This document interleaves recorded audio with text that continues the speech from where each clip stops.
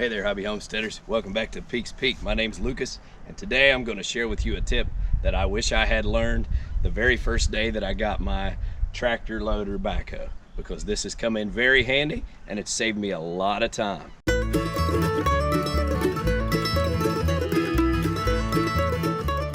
Now, the first thing I'll tell you guys is if you're a machine operator, you regularly operate a backhoe, an excavator, all of that kind of equipment, you're not going to learn anything from me. I'm a homeowner, small-time hobby farmer, and I got myself a subcompact tractor loader backhoe, and I've been trying to teach myself how to use it. So I learned a new trick that I wanted to share with you guys that are in the same boat as me. You're new to operating, and you're getting out there trying to dig ditches and do those kind of things for the first time. There's some tricks of the trade that one friend shared with me that I wanted to share with you guys that hopefully help you guys out.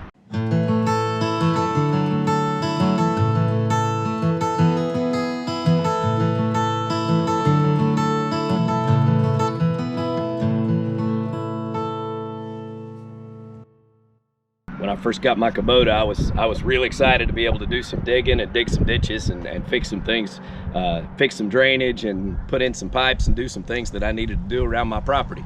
So I dug hundreds of feet of trench without knowing this little trick. You can actually see it in some of my older videos. I got out here digging and I would dig 5 feet, get off the tractor, turn my seat around, raise everything up, drive forward 5 feet, park the tractor, get off, turn the seat around, set my brake, raise the thing up in the air, start digging again, and do that over and over all the way down my trench.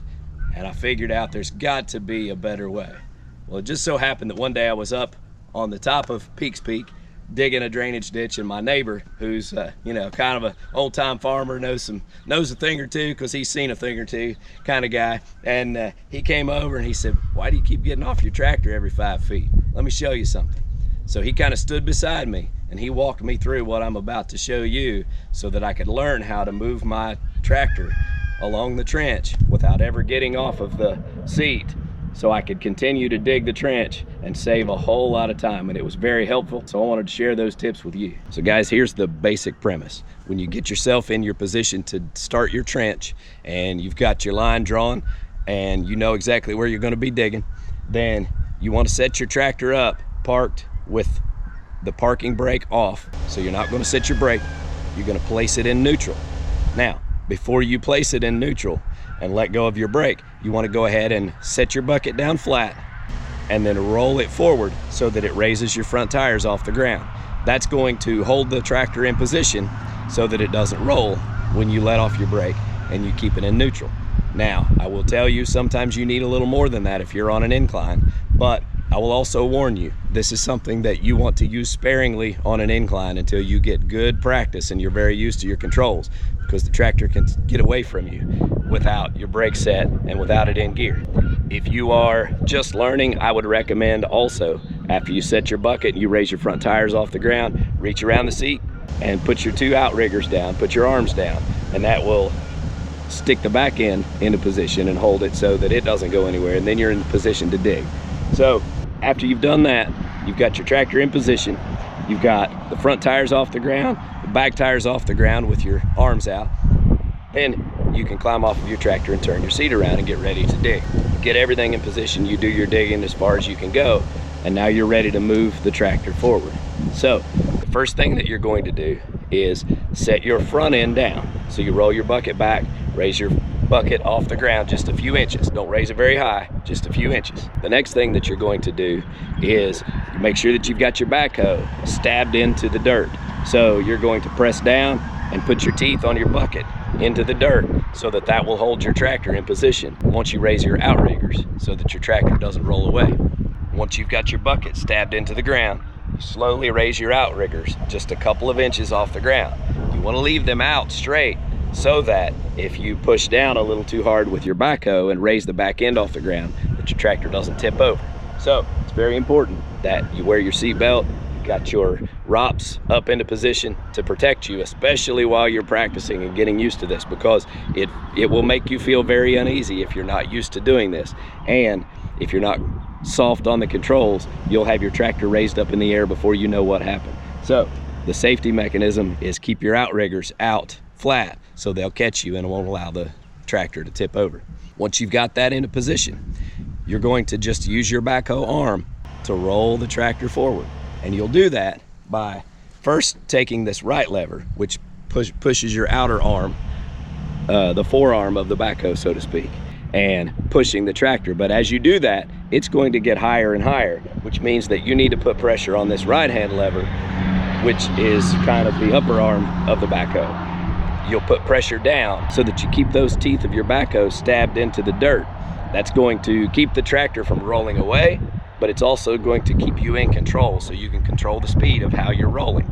So if you push these levers basically in unison as you're walking yourself backwards, then it will allow you to extend the arm almost completely out so that you can roll the tractor quite a few feet as you do that. Now, you want to be mindful of the way that you have your front wheels pointed, because they're going to be steering as well. So you can control yourself if you want to, dig your ditch around a corner or whatever. As you're pushing with the arm, you can still steer yourself with the steering wheel. So point them in the direction that you want it to go as well.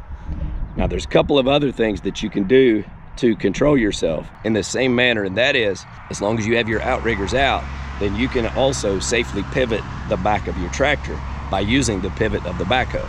Now, if you're on any kind of a hill or an incline, the tractor will want to tip. So you want to be very careful about how you use that. So the best thing that you can do is get yourself out in a field or an area where it doesn't matter if you tear up the ground a little bit, kind of like I did. I came out here in my cow pasture so that I could demonstrate this. Get out somewhere and practice. Now, there are going to be plenty of guys who are very good operators, who are laughing at my methods. They could do it a whole lot better. They could offer you a lot better advice. Feel free to chime in the comments and share those opinions and that advice. But I'm just sharing with you the things that my neighbor taught me that have saved me a whole lot of time, and I really appreciated it. So I hope that this is something that you can learn slowly and safely, so that you can save yourself some time as you're digging your trenches. That will help you move your tractor without pulling your tractor forward, getting back off, turning your seat back around, climbing back on the backhoe, and digging a few more feet before doing the whole song and dance all over again. It's a whole lot of fun to operate these machines, and we're not out here trying to do production work, but at the same time, our time is worth something too. We don't want to waste it, so hopefully this will help you and you'll benefit from these tricks. Well, guys, hopefully these little tips will be something that'll be beneficial to you, maybe save you a little bit of time when you're out working on your tractor, or at the very least, give you a good reason to get out and get some seat time. Now, speaking of seat time, we've got some stickers that we need to apply, and I'll be honest with you, I don't think I can put them both on the tractor seat. And so I've given this some thought to try to decide what's coming next and how I'm going to place our stickers. One, I'm going to apply these stickers in the order that they were received. So the first sticker that I got will be the last sticker that takes up this spot on the seat. So that sticker is from Chris at Watershed Overlook. Now, Chris has got a great channel over there, very professional looking letter that he sent me, or card, as well as beautiful stickers. Chris has a Kubota LX2610 that he features on his channel a lot, does a lot of work with that piece of equipment, and he's also shared some good tool reviews that I've gotten some good ideas from, especially like the torque wrench review that he did not long ago. So Chris sends us this card, says, "Glad I discovered your channel. I'm really enjoying catching up on your content. Great stuff, keep it up. Thanks for sending the Peaks Peak sticker. Here's a couple from the Watershed Overlook in return. All the best, Chris." So thank you for that, Chris.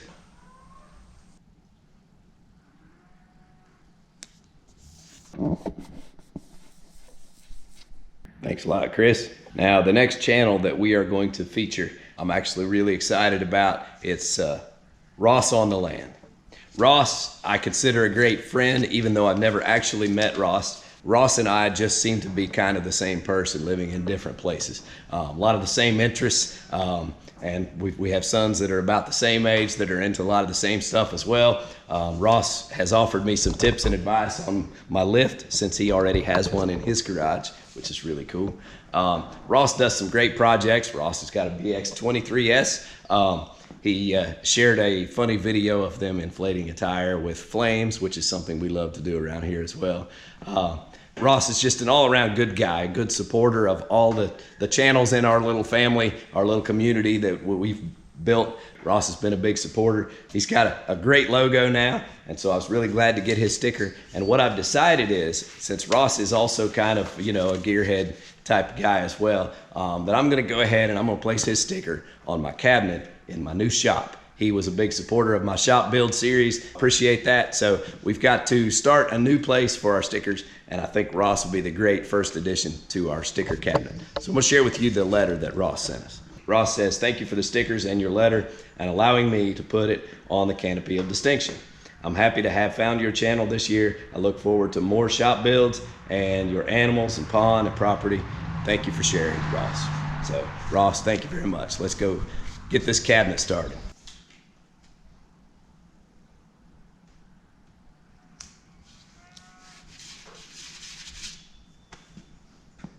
Now that looks great. I'd love to have some more stickers to place on our cabinet to keep Ross company up here. So if we haven't already exchanged stickers, I haven't overlooked you on purpose. I'd love to trade. That way you can get one of our stickers and I can get one of yours and add it to the cabinet. All right, guys. Well, appreciate y'all stopping by Peaks Peak Hobby Homestead for today's Tuesday tractor tip. As I get more seat time myself and I learn more things, I want to share those and try to help others learn as well. So I'll be sure and pass those along to you. I appreciate y'all watching. Y'all have a good day.